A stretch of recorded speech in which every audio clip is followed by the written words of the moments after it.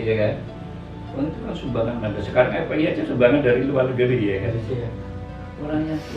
Orang radikal itu kebanyakan nggak punya kerjaan. Ini saya berbeda ya, saya agak begitu. Coba. Yang dicari itu orang-orang yang tidak pendidikan, yang tidak punya kerjaan. Gampang itu dicucuk agama.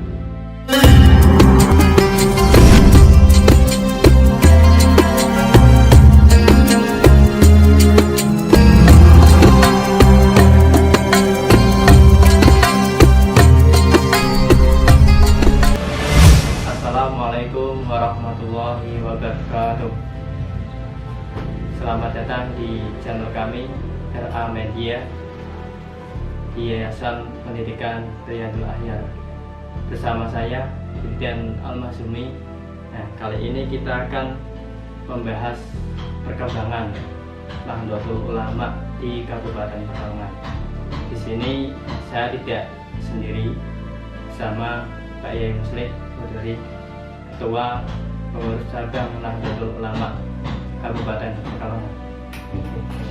Waalaikumsalam. Apa kabar? Alhamdulillah saya.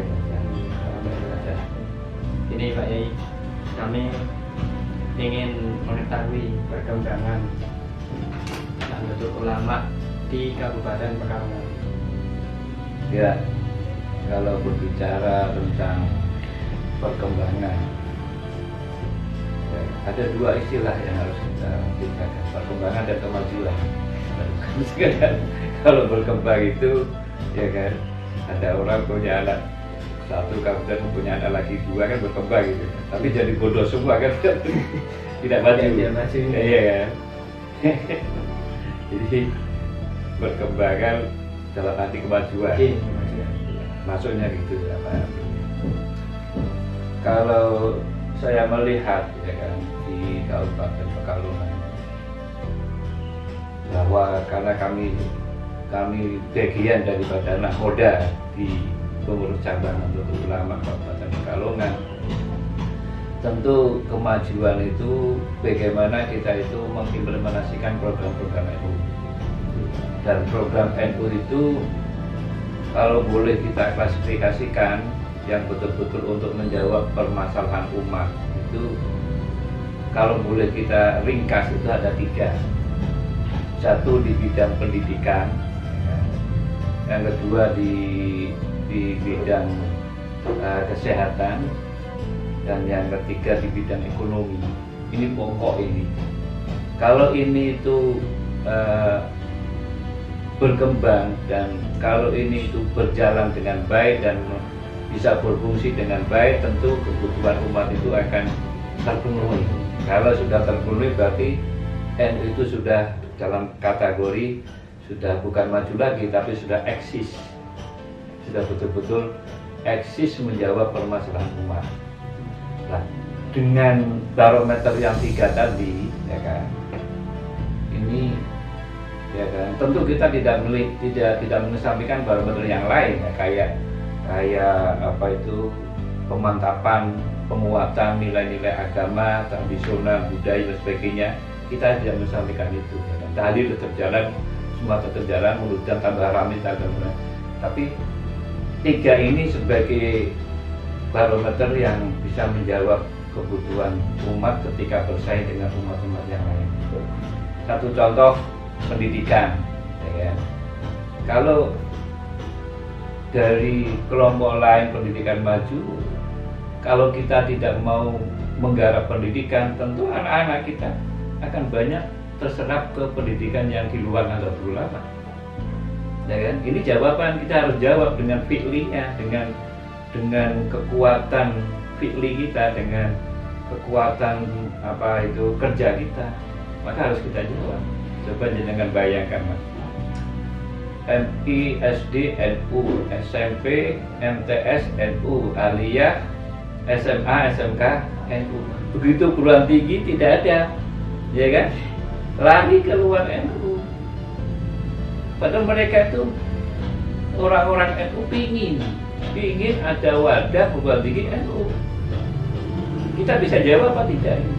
Kita jawab, itu pilih. Satu pendidikan itu. Kalau itu itu berjalan bagus, ya kan? Itu pertama. Yang kedua di bidang ekonomi, ya kan? Kalau ekonomi itu kalau di Kabupaten Pekalongan khususnya dan masyarakat kota Kabupaten Pekalongan, ekonomi kita itu ya sudah bagus. Ekonomi kita itu sudah berjalan lah. Sekarang ada anak muda NU atau orang NU yang tidak makan tidak ada. Bagus kalau itu kategori secara nasional itu kita termasuk perkembangan ekonomi Pekalongan itu bagus. Ya. Cuma ada masalah, ya kan. Dari sini bidang dakwah harus berjalan. Kalau orang sudah punya duit, kemudian ekonomi bagus, duit itu untuk apa? Ya kan? Untuk memajukan agenda kita, memperkuat agenda kita, atau memperkuat infrastruktur Nahdlatul Ulama, atau justru untuk kaya-kaya. Ini garapan dari NU juga. Jadi jawaban itu. Jadi kami tidak berarti NU harus bangun bank, tidak. Mereka sudah berjalan, bahkan di sini Nyun Sewu di bulan itu ada kelompok pemuda yang penghasilannya per bulan ya kan setengah M, 1 M dengan online bagus-bagus kan. Tapi itu apa ini? Ini jawaban harus dijawab. Apa? Biarkan aja biar orkes rame, ya kan? Iya kan? Apakah biarkan saja terserah untuk apa mereka itu kan uangnya bawa uangnya sendiri, nggak bisa itu. Itu harus bisa jawab itu. Maka kami pun pernah saya kumpulkan itu anak muda-muda itu ada 75 dan kami ada program yang digalang oleh Pak Masuri kemarin ya kan. Bagaimana yang mempunyai kelebihan rezeki ini bisa memanfaatkan uangnya untuk hal-hal yang baik, untuk kemajuannya. Ini sudah kita lakukan.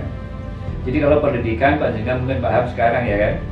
NU itu di Kabupaten Pekalongan sudah saya buka juga pertama UT, kemudian UT itu Universitas Terbuka. Berjalan itu bertahun-tahun, sudah 5 tahunan lebih. Kemudian sekarang kemarin rame-rame juga dengan Gegap Gembita kita buka ITS NU dan Politeknik Kusmanu. Ini jawaban masyarakat yang pertama. Yang kedua, bagaimana ini menggugah ya kan masyarakat yang punya duit ini untuk bisa ditasarufkan hal-hal yang baik, terutama untuk kemajuan ini. Ini 2, ya kan? Ada 2. Yang ketiga yaitu kesehatan. 3, kesehatan. Ini satu hal yang menjadi obsesi ya, obsesi Kabupaten Pekalongan yang sekarang. Saya lagi berobsesi bagaimana PCNU Kabupaten Pekalongan mempunyai sebuah rumah sakit NU. Ya kan? Ini satu indikator ya, satu fenomena yang yang bisa kita baca dan kita rasakan bersama. Pada masa pandemi ini, ya kan, Nyun Sewu ada orang-orang NU yang kebetulan kena virus COVID, kemudian dibawa ke rumah sakit. Ya kan? Rumah sakit mana yang kira-kira betul-betul representatif untuk merawat sesuai dengan syariat NU. Ketika ada kiai kita, ketika ada pasien dari NU Anda kebetulan meninggal di rumah sakit. COVID saya contohkan COVID. Mereka dikubur dengan terlentang dan kita tidak tahu bagaimana memandikannya. Apakah itu bukan permasalahan yang harus dijawab oleh NU? Ini urusan akhirat. NU harus bisa jawab. Nah, terus apa? Apakah saya mau diam saja? Dosa kita. Coba ada bayangkan ada kiai kita meninggal umpama gitu. Kemudian dilentangkan di peti gitu ya. Di peti kalau datang langsung dikubur. Soalnya kadang kita nggak dikasih kesempatan. Nah belum nanti memandikannya bagaimana? Apa memandikannya cukup dengan tayamum? atau bagaimana? Karena kalau nyentuh juga karena takut, mereka takut. Bagaimana itu? Itu kan fardu kifayah. Kalau dosa-dosa semua kalau itu nggak dijalankan. Di sini kita perlu rumah sakit sendiri yang bisa mengelola dengan baik. Apa yang sudah dikerjakan oleh PCNU Kabupaten Pekalongan? Saya sudah koordinasi dengan Dinas Kesehatan Kabupaten Pekalongan dan juga sudah dirapatkan bersama. Saya sendiri yang hadir, saya sendiri yang merepresentasikan, yang presentasi, ya bukan representasi, yang presentasi juga tentang bagaimana memandikan mayit yang benar. Itu hadir pada pertemuan itu adalah Ketua DPRD beserta sebagian anggota, hadir juga di gedung DPRD Kabupaten Pekalongan di Kajen, hadir juga ketua-ketua rumah sakit baik keraton maupun Karanganyar. Kita kumpulkan bagaimana memandikan yang sekarang ini terjadi. Apakah sudah begini atau belum, mereka tidak bisa jawab. Padahal memandikan itu ketika mayit diletakkan itu harus menghadap kiblat, bukan menterlong ke atas. Ya kan? Coba ada lihat dengan yang referensi kitab-kitab kita. Kalau sampai tahu ada mayit kok menterlong di atas tidak ke kiblat, itu wajib dikedur lagi di kiblat. Kok meneng aja kita itu. Maka jawaban pada tidak, saya akan membidik ini. Kita kumpulkan ketua rumah sakit. Sudah itu. Kemudian kemarin ketika akhirnya di Kabupaten Pekalongan kalau ada orang COVID meninggal kan, ada banser kita, ada ansor yang datang diminta untuk melihat. Dan kita sudah bikin tim sukarelawan untuk pemulasaran mayit COVID. Kita sudah bikin itu. Itu sebuah jawaban. Ya, jawabannya besar tentunya kami harus bikin rumah sakit. Itu jawaban. Kalau sudah bikin rumah sakit sendiri ya sudah enak kan. Saya datang sudah dimandikan kan bisa gitu kan. Iya. Ya, itu. Disitulah 3 hal ya kan. Saya sudah berusaha untuk menjawab kebutuhan umat dari sisi pendidikan. Kalau pondok nggak usah kita bicarakan di NU ya kan, ya kan? Nggak usah NU bikin pondok, mau kiai-kiai sudah bikin pondok sendiri ya kan? Bikin pondok sendiri, bahkan anak saya sudah bisa bilang, bah nanti saya bikin pondok sendiri dan uruskan apa? Ini kalau pondok nggak masalah, jalan itu pondok jalan. Nggak usah khawatir kalau pondok. Tapi perguruan tinggi semakin kalau kita nggak dipikirkan tergilas ya, tergilas. Kemudian ekonomi ya kan. Anak-anak muda yang sekarang miliarder yang kayak gitu, kita biarkan, ya kan, kita biarkan ya jadinya itu. Coba kalau mereka mau infak aja 1M 1 tahun ya, ada 50 pemuda yang penghasilannya gede-gede ya. 1 tahun 50M, bisa bikin apa saja loh. Saya tanya kepada Mas Suli kan kenal juga Mas Suli kan, yang menjadi guardian di Gardenia itu kan. Dia kemarin itu tak kumpulkan dengan pengusaha sarung-sarung kayak gini, sarung-sarung. Kumpulkan ya di gedung itu, tak kumpulkan. Kamu berapa? Kamu berapa? Saya baru 200 juta ya per bulan. Kamu 3 coba. Dikumpulkan semua. Tidak ada 67 pembisnis muda-muda ini. Kalau orang tua bisnisnya sekarang udah nggak bisa, makanya muda nggak ada orang tua, kita mau berjalan udah mati dulu ya kan. Nah udah, ini jawabannya. Ekonomi tinggal bagaimana kita tuh menggerakkan ya kan roda perekonomian di kabupaten ini sesuai dengan kebutuhan ya kan, dan peningkatan kesehatan demikian tadi saya katakan. Jadi 3 hal, kalau 3 hal ini ya insya Allah yang itu berdaya. Sekarang tidak berdaya karena ya kan ini saya berbicara tentang Kabupaten Pekalongan ya. Kalau saya tidak mengatakan kabupaten-kabupaten yang lain, dan itu perlu kerja keras kita semua. Itu berarti. Ya, kemudian itu kan tadi ada di bidang agama itu Pak. Ya. Dan sering muncul paham-paham yang radikal. Itu banyak di luar sana, banyak ulama yang dibom bunuh diri. Iya. Kabarnya. Itu bagaimana sikap NU untuk mencegah paham-paham radikal? Ya, ya kan. Kita kembali lagi. Kebanyakan sekarang kita kembali dari apa sih radikal itu ya? Radikal itu apa sih? Ada nggak nanti pertanyaannya radikal itu apa? Ya. Radikal itu apa gitu kan? Kalau bicara radikal itu, radikal itu akar. Jadi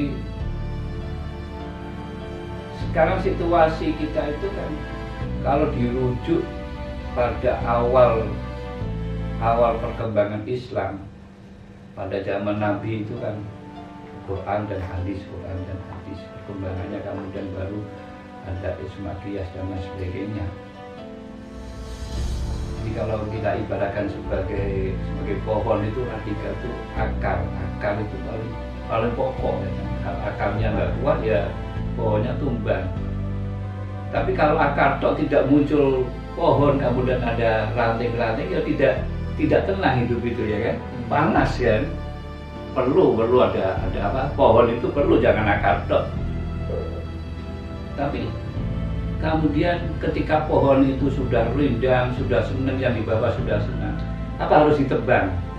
Kembalikan ke akar. Konyol, ya kan? Nah, radikal itu mengembalikan kepada seakar-akarnya. Makanya semboyannya Quran hadis nggak ada, pendapat ulama itu nggak ada, ya kan? Pendapatnya kembali Quran hadis, karena akarnya memang dua itu. Tapi dia kembalikan kayak gitu, ya kan? Panas itu, ya kan? Betul, pohon itu kita harus sadar, pohon itu apa? Tumbuh itu kan karena akar. Cuma jangan melihat pohon itu lepas dari akarnya. Jadi radikal itu orang yang berpaham ingin mengembalikan segala masalahnya itu kepada akar awal berdirinya. Satu contoh, kalau agama ya kembali kepada Quran dan hadis. Jihad ya, akar jihad itu apa? Akar jihad itu ya Quran membawa senjata, ya kan? Ya waktu ini di Batu Mu'in ada jihad, ya kan? Kemudian ada jihad-jihad yang lain. Itu kan setelah Quran dan hadis, berarti kan itu perkembangan juga kan? Pohon juga itu kan? Maka orang biasanya kalau sudah jihad kayak gitu namanya apa namanya, teroris ya. Ya, kalau sudah begitu. Sekarang di Indonesia itu banyak masyarakat atau sebagian masyarakat yang ingin mengembalikan itu kepada Quran dan hadis, ya kan? Dikit-dikit ini nggak ada dalilnya Quran dan hadis. Pancasila itu juga nggak ada dalilnya, ya kan? Pancasila itu kan hanya menyebut ketuhanan yang Maha Esa, mana dalilnya? Ini repot. Masa Quran yang 30 juz hanya diringkas menjadi 5 sila, itu kan tidak. Sedikit dikit kembalikan itu, ya kan? Nah, kita di NU, ya kan, tawassut. Nah, tawassut sesuai dengan ajaran Wali Songo itu hadir di tengah masyarakat dalam rangka mengayomi orang yang ada di bawah pohon. Jangan ditebang ini, diayomi gitu, ya kan? Kalau kemudian di bawah pohon itu ada semut-semut sedikit yang gigit kaki orang yang di bawah, ya jangan pohonnya yang ditebang, ya kan? Semutnya singkirkan, ya kan? Bukan pohonnya tebang karena tidak sesuai dengan akarnya gitu, ya kan? Panas itu.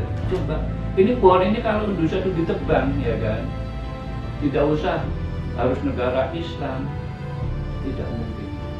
ketika panas emosi kita masing-masing perang sendiri jadinya. Loh, orang tidur nyenyak, orang berpikir nyenyak itu kan karena nyaman. Ya, kalau nggak nyaman gitu. Gitu. Jadi apa tadi ya orang lihat pengertian iya radikal itu aja itu ya kan. Lalu bagaimana ya kan, itu pertanyaan jenengan kan, bagaimana kita menangkal radikalisme itu ya kan, ya kan, bagaimana menangkalnya. Tadi saya sebutkan kalau NU itu 3 tadi wilayahnya, ekonomi, pendidikan, ya kan, kemudian ekonomi, ya kesehatan, ya kan, pendidikan, kesehatan. Orang radikal itu ekonominya apa tidak? Iya kan? Orang itu kan sumbangan sampai sekarang FPI aja sumbangan dari luar negeri ya kan? Orang radikal itu kebanyakan nggak punya kerjaan. Ini saya pribadi ya, saya akan begitu. Coba.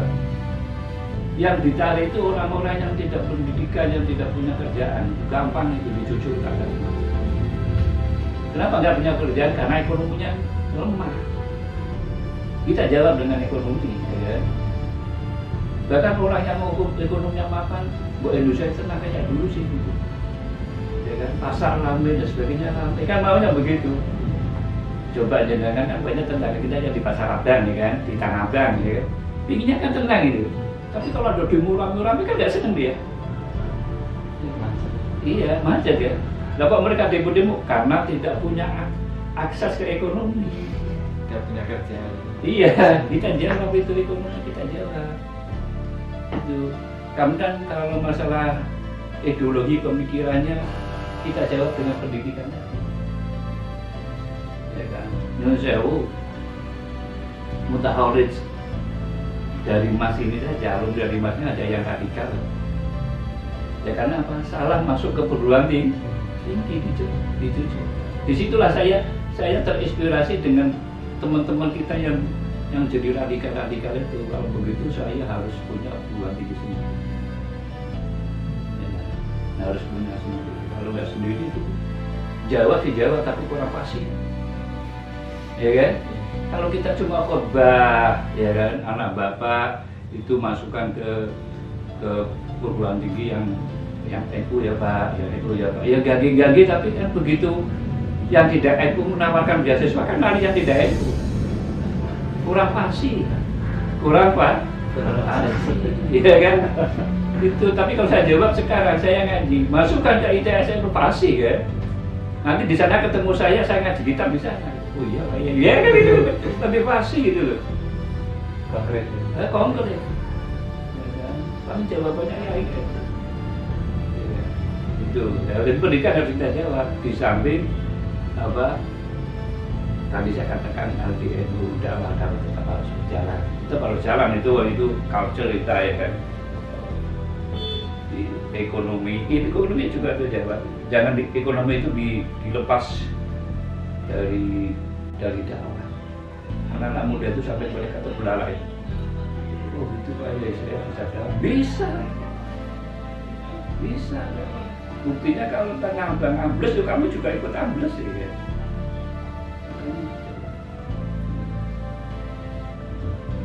Jadi jawabannya ya, jadi kita secara qauliyah harus selalu memberikan penerangan terhadap masyarakat akan bahaya, ya kan, teroris, kan, radikal, ya kan.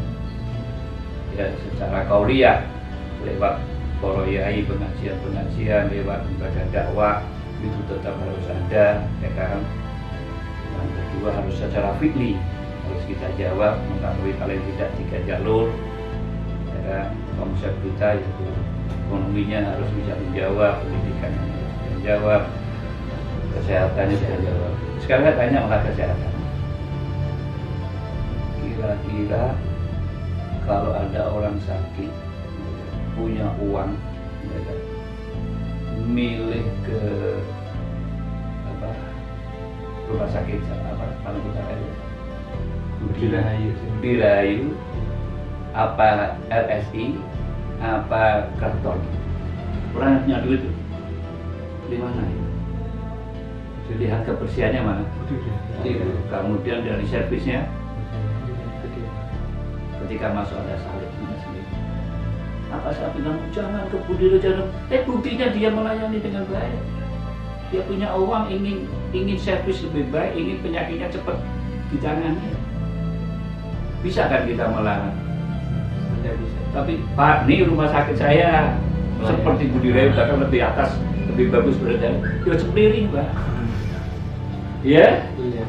ini aja lah. Saya tidak pakai logika ini Islam, ini Kristen, tidak. Saya pakai logika itu aja. Jawab. Itu, ya kan. Saya gembar-gembor sekarang di DPRD kemudian dengan kepala rumah sakit, ya kan. Ya tidak maksimal berjalan kan, karena nggak punya rumah sakit sendiri. Begitu lah dari sisi kesehatan. Ya kan. Itu kan. Gitu ya. Intinya kan berhubung ini di bulan Januari, bulannya NU nih, Ya. dari lahirnya NU itu banyak harga yang memasang ribuan itu ya, karena NU yang 95 itu. Nah, apa sih nasihat buat teman-teman kita, buat warga NU Kabupaten Pekalongan? Ya, kita luruskan dulu ya, halah itu, halah NU itu bisa Rajab, bisa Januari. Ya. Sekarang kan ada orang NU Januari diam saja. Nah, padahal nanti kadang nunggu Rajab. Iya. Saya juga nunggu Rajab karena PCNU Kabupaten saya selalu mengacu kepada Rajab. Tapi saya tidak melarang untuk yang Januari. Saya juga pasang spanduk di Januari. Tapi kegiatan kita nanti Rajab, insya Allah pandemi sudah tidak ada. Ini masalahnya. Amin. Ya. Sekarang saya luruskan dulu. Jadi bolehlah di Januari boleh, di Rajab juga boleh. Iya. Setelah itu ya, setelah tadi pertanyaannya ya. Iya. Apa tadi? Mas pesan dan nasihat. Pesan dan Oh, pesan dan pesan untuk semarakanlah NU itu dimanapun kau berada, ya kan? Terutama lewat awal lahirnya NU, ya kan? Lahirnya NU. Kalau lahirnya NU sendiri nggak bisa, nggak tahu, ya kan? Orang itu nggak bisa introspeksi. Ya kan? Saya tuh sudah tua apa belum? Dikirain saya tuh masih muda terus karena kita nggak tahu Allah saya, ya kan? Hanya manusianya bertambah. Ini adalah yang ke berapa? 95. Ini usia sudah tua. Hampir satu. Sudah bisa, sudah mau, kalau orang hidup itu sudah tua. Sudah tua itu minimal sudah kerja banyak. Ya kan, fotonya sudah bagus-bagus. Sekarang fotonya sudah bagus belum? Iya kan? Terus fotonya sudah bagus-bagus. Bapak tambah banyak maksiat. Introspeksi. Allah itu penting manakala orang itu dengan umur itu bisa mengintrospeksi. Bukan sekedar. Ya dengan mau pasang spanduk 100 spanduk di mana rame itu, ya kan, tapi nggak pernah analisa NU itu sudah tua, sudah fotonya sudah bagus ya percuma, ya kan. Kita isi hal itu dengan kegiatan-kegiatan yang lain, bukan pada awal jalankan terus, ya kan. Itu makanya saya itu kalau NU itu anggap halal terus ya. Iya. Ya kan, karena saya kerjanya di NU ya kan. Jadi halal terus saya pikir halal. Saya sudah kerja apa. Refleksi dulu. Iya, Bukan di awalnya saja. Iya, saya punya anak kecil Mas. Saya punya anak kecil. Bah, saya kok belum dituyu-tuyu. Nah, apa itu SPP dituyu? Ya kan? Saya kok belum dituyu-tuyu. Jadi yang dipikir itu rotinya. Ya kan? Tidak, kamu itu mau naik kelas apa tidak, itu tidak. Sudah dituyu-tuyu tapi gendok nggak naik kan? Iya kan? Iya. Itu agar bisa naik kelas. kehidupan semakin itu tugas kita. Nah, ayo sahabat-sahabat semua warga nabiin ya kan, untuk introspeksi diri bahwa umur kita itu sudah 90. Dan kita kalau kita boleh katakan kita itu cucunya, bahkan cicitnya Mbah Hasyim Asy'ari sudah bisa berbuat. Dan Mbah Hasyim sudah mengumpul sejarah yang luar biasa, ya kan? Islam yang tawasud dan sebagainya, yang rahmatan lil alam, kita sudah bisa berbuat. Syukur-syukur bisa meningkatkan, tapi ingat jangan malah merusak itu loh, jangan malah merusak ya kan tatanan kehidupan masyarakat. Itu saja. Itulah teman-teman penjelasan dari Bapak Haji Syekh Mudari. Tadi sudah dijelaskan tentang bagaimana kemajuan Nahdlatul Ulama di Kabupaten Pekalongan sendiri. Ada 3 bidang, itu dari bidang pendidikan, bidang ekonomi, dan bidang kesehatan. Kemudian tadi juga dijelaskan tentang pengertian paham radikalisme dan pencegahan di NU.